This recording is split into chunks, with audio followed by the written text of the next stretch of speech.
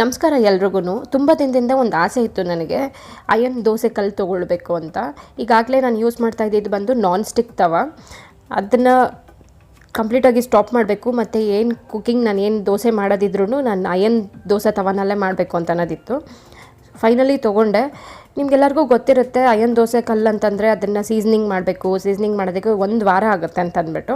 ಆದರೆ ನಾನಿವಾಗ ಬರೀ 5 ನಿಮಿಷದಲ್ಲಿ ಹೇಗೆ ಇದನ್ನು ಸೀಸ್ನಿಂಗ್ ಮಾಡೋದು ಅಂತ ಅಂದ್ಬಿಟ್ಟು ತೋರಿಸ್ತೀನಿ.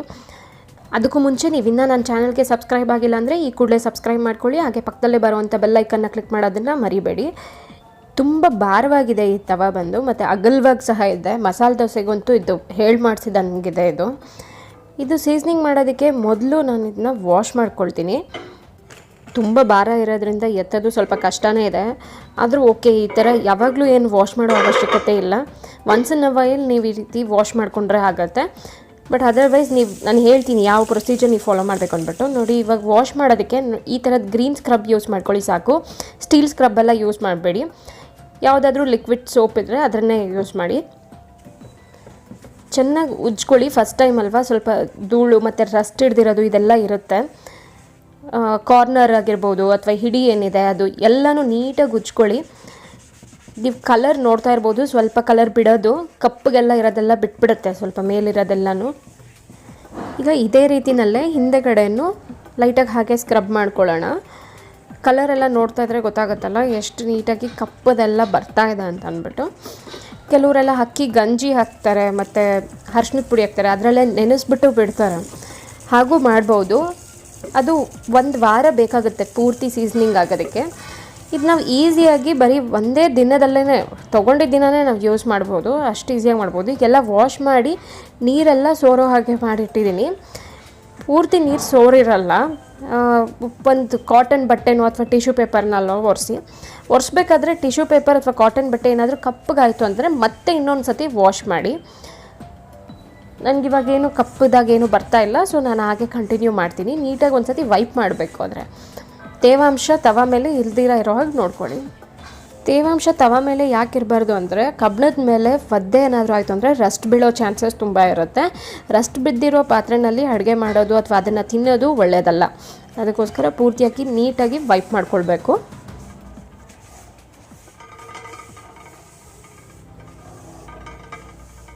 ಈಗ ನಾನು ತೇವ ಎಲ್ಲ ನೀಟಾಗಿ ಒರೆಸಿದ್ದು ಆದಮೇಲೆ ತವನ ಸ್ಟವ್ ಮೇಲೆ ಇಟ್ಟಿದ್ದೀನಿ. ಸ್ಟವ್ ಮೇಲೆ ಇಡಬೇಕಾದ್ರೆ ಫಸ್ಟು ಹೈ ಫ್ಲೇಮಲ್ಲೇ ಇಟ್ಕೊಳ್ಳಿ.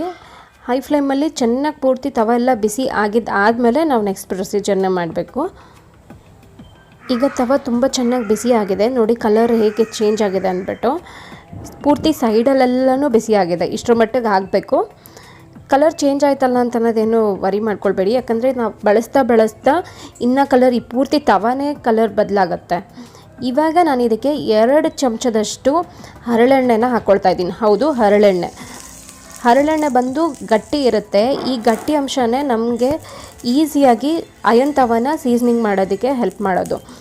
ಬೇರೆ ಯಾವುದಾದ್ರೂ ಎಣ್ಣೆನೂ ನೀವು ಯೂಸ್ ಮಾಡ್ಬೋದು, ಆದರೆ ಆ ಮೆಥಡಲ್ಲಿ ನೀವು ಮಾಡೋದಾದರೆ 1 ವಾರ ಬೇಕಾಗುತ್ತೆ. ಈ ಮೆಥಡಲ್ಲಿ ನೀವು ಮಾಡೋದಾದರೆ ಒಂದೇ ದಿನದಲ್ಲಿ, ಅದು 5 ನಿಮಿಷದಲ್ಲಿ ನೀವು ತವನ ಪಳಗಿಸ್ಕೊಳ್ಬೋದು. ಆಲ್ಮೋಸ್ಟ್ ಏನಂದರೆ ಒಂದು 3ನೇ ದೋಸೆನೇ ಮಸಾಲೆ ದೋಸೆ ಮಾಡ್ಕೋಬೋದು, ಅಷ್ಟು ನೀಟಾಗಿ ಪಳಗುತ್ತೆ ಇದು. ಎಣ್ಣೆ ಏನಿದೆ ಅದು ಇಡೀ ತವಾಗೆ ಪೂರ್ತಿಯಾಗಿ ಸ್ಪ್ರೆಡ್ ಆಗಬೇಕು. ಬರೀ ಎಣ್ಣೆನೇ ನಾವು ಹಾಗೆ ಸ್ಪ್ರೆಡ್ ಮಾಡಿದ್ರೆ ಈ ರೀತಿ ಹೊಗೆ ತುಂಬಿಕೊಳ್ಳುತ್ತೆ, ಅದು ಪೂರ್ತಿಯಾಗಿ ಸ್ಪ್ರೆಡ್ ಆಗೋಲ್ಲ. ಸೊ ಅದಕ್ಕೆ ನಾವೇನು ಮಾಡಬೇಕು, ಈರುಳ್ಳಿನ ಹಾಕಬೇಕು. ನಾನಿಲ್ಲಿ 1 ಮೀಡಿಯಮ್ ಸೈಜ್ ಈರುಳ್ಳಿನ ಸಣ್ಣಕ್ಕೆ ಹೆಚ್ಚಿಟ್ಕೊಂಡು ಅದನ್ನು ಹಾಕಿದ್ದೀನಿ ಇದಕ್ಕೆ.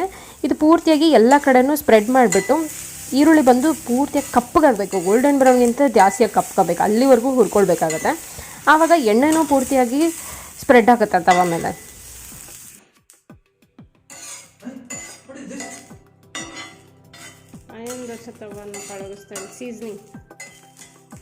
ಹಾಗೆ ಇದನ್ನು ಫ್ರೈ ಮಾಡ್ತಾ ನಿಮ್ಗೊಂದು ಸ್ವಲ್ಪ ಇದ್ರ ಬಗ್ಗೆ ಟಿಪ್ಸನ್ನು ಕೊಡ್ತೀನಿ.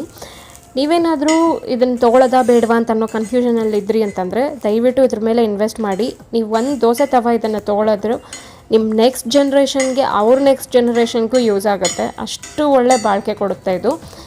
ತುಂಬ ಜನ ನಾನ್ ಸ್ಟಿಕ್ ತವಾಗೆ ಎಲ್ಲರೂ ಪ್ರಿಫರ್ ಮಾಡ್ತಾರೆ, ಯಾಕೆಂದರೆ ಈಸಿಯಾಗಿ ದೋಸೆ ಎದ್ದೇಳುತ್ತೆ, ಯಾವುದೇ ಕಷ್ಟ ಇರಲ್ಲ ಅಂತ ಅಂದ್ಬಿಟ್ಟು. ಬಟ್ ಟ್ರಸ್ಟ್ ಮೀ, ಇದರಲ್ಲಿ ಅದಕ್ಕಿಂತ ತುಂಬ ಚೆನ್ನಾಗಿ ಬರುತ್ತೆ. ತವ ಬಂದು ನ್ಯಾಚುರಲ್ ಆಗಿ ನಾನ್ ಸ್ಟಿಕ್ ಥರ ವರ್ಕ್ ಮಾಡುತ್ತೆ. ತುಂಬ ಈಸಿಯಾಗಿ ದೋಸೆ ಎದ್ದೇಳುತ್ತೆ.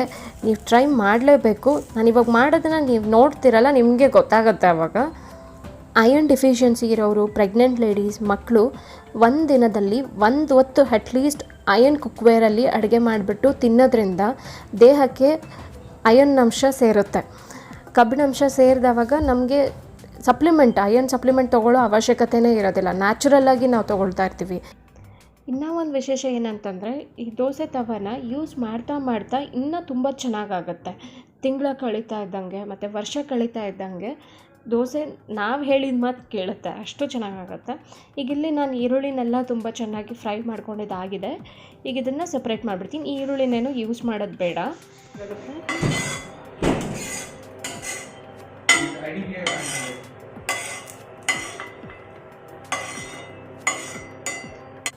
ಈಗ ತವ ತುಂಬ ಜಾಸ್ತಿಯಾಗಿ ಬಿಸಿಯಾಗಿರುತ್ತೆ.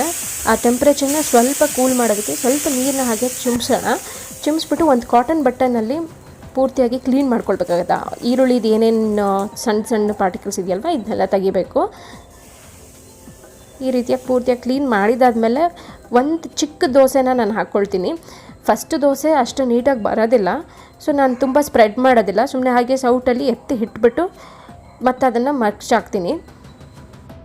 ನಾನಿಲ್ಲಿ ಸ್ವಲ್ಪ ದೋಸೆನ ತವಾಯಿಂದ ಲೂಸ್ ಮಾಡ್ಕೊಳ್ತಾ ಇದ್ದೀನಿ. ಒಂದು ಸ್ವಲ್ಪ ಸ್ಟಿಕ್ ಆಗೋ ಥರ ಇದೆ. ಅದಕ್ಕೆ ಫಸ್ಟ್ ದೋಸೆ ಅಥವಾ ಸೆಕೆಂಡ್ ದೋಸೆ ಮಾತ್ರ ಈ ರೀತಿ ಆಗುತ್ತೆ, ಆಮೇಲೆ ಯಾವ ದೋಸೆನೂ ಈ ರೀತಿ ಆಗೋದಿಲ್ಲ. ನೋಡಿ, ಈಸಿಯಾಗಿ ಬಂತು ಇವಾಗ. ನೋಡಿ ಅಷ್ಟೇ. ಫಸ್ಟ್ 2 ದೋಸೆ ಏನು ಮಾಡಿರ್ತೀವಿ ಇದನ್ನು ತಿನ್ನೋಕ್ಕೆ ಹೋಗಬೇಡಿ. 3ನೇ ದೋಸೆಯಿಂದ ನೀವು ಆರಾಮಾಗಿ ಮಾಡ್ಕೊಂಡು ತಿನ್ಬೋದು. ಇನ್ನೊಂದು ಹರಳೆಣ್ಣೆ ಹಾಕಿರ್ತೀವಿ, ಇದ್ರದ್ದು ಸ್ಮೆಲ್ ಹೊಡೆಯೋದಿಲ್ವ ಅಂತನ್ನೋದಾದರೆ ಅದಕ್ಕೋಸ್ಕರನೇ ಫಸ್ಟ್ 2 ದೋಸೆ ತಿನ್ನೋದಿಲ್ಲ. ಅದಾದಮೇಲೆ ಏನು ಅಷ್ಟೊಂದು ಹರಳೆಣ್ಣೆ ಸ್ಮೆಲ್ಲೆಲ್ಲ ಏನೂ ಇರೋದಿಲ್ಲ. ನಿಮಗೆ ಆರಾಮಾಗಿ ನೀವು ಮಾಡ್ಕೊಂಡು ತಿನ್ಬೋದು. ಈಗ ಸೆಕೆಂಡ್ ದೋಸೆಗೂ ಅದೇ ಪ್ರೊಸೀಜರೇ ಫಾಲೋ ಮಾಡ್ಕೊಳ್ಬೇಕಾಗತ್ತೆ. ಸ್ವಲ್ಪ ನೀರನ್ನು ತುಂಬಿಸ್ಬಿಟ್ಟು ಟೆಂಪ್ರೇಚರ್ ಕಮ್ಮಿ ಆಗಬೇಕು. ಆಮೇಲೆ ಒಂದು ಕಾಟನ್ ಬಟ್ಟೆನಲ್ಲಿ ವೈಪ್ ಮಾಡ್ಕೊಳ್ಬೇಕು. ನಾನು ಈ ರೀತಿ ಕಾಟನ್ದು ಬ್ರಷ್ ಇಟ್ಕೊಂಡ್ಬಿಟ್ಟಿದ್ದೀನಿ. ಪ್ರತಿ ಸತಿ ಕ್ಲೀನ್ ಮಾಡ್ಕೊಳ್ಳೋದು ಇದರಲ್ಲೇ ಕ್ಲೀನ್ ಮಾಡ್ಕೊಳ್ಳೋದು ನಾನು. ಈಗ ಸೆಕೆಂಡ್ ದೋಸೆ ಹಾಕ್ಕೊಳ್ತೀನಿ. ಇದು ಮೊದಲನೇ ದೋಸೆಗಿಂತ ಒಂದು ಸ್ವಲ್ಪ ದೊಡ್ಡದಾಗಿ ಮಾಡ್ಕೊಳ್ತೀನಿ. ಆದರೆ ಪೂರ್ತಿ ತವ ಅಗ್ಲಕ್ಕೂ ನಾನು ಸ್ಪ್ರೆಡ್ ಮಾಡೋದಿಲ್ಲ, ಒಂದು ಸ್ವಲ್ಪ ದೊಡ್ಡದಿರುತ್ತೆ ಅಷ್ಟೇ.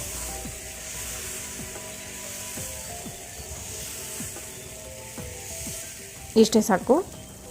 ಈಗ ಇದನ್ನು ಅಷ್ಟೇ ತವೆಯಿಂದ ಒಂದು ಸ್ವಲ್ಪ ಸೆಪ್ರೇಟ್ ಮಾಡ್ಕೊಳ್ಬೇಕಾದ್ರೆ ಒಂಚೂರು ಪ್ರೆಷರ್ ಕೊಡ್ತೀನಿ.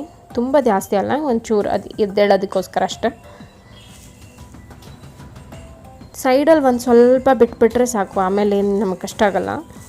ನೋಡಿದ್ರಲ್ಲ ಎಷ್ಟು ಈಸಿಯಾಗಿ ಸೆಕೆಂಡ್ ದೋಸೆನೂ ಬಂದುಬಿಡ್ತು ಅಂದ್ಬಿಟ್ಟು. ಇದೇ ಥರ ಇವಾಗ ಇನ್ನೊಂದು ದೋಸೆ ಮಾಡೋಣ. ಇದು ನಾನು ಸ್ವಲ್ಪ ಕಾವಲಿ ಪೂರ್ತಿಯಾಗಿ ಸ್ಪ್ರೆಡ್ ಮಾಡ್ತೀನಿ ದೋಸೆನ.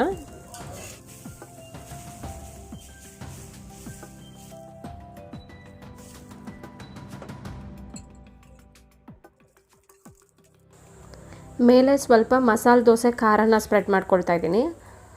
ಇದು ದೋಸೆಗೆ ಇನ್ನೂ ಒಳ್ಳೆ ಟೇಸ್ಟ್ ಕೊಡುತ್ತೆ.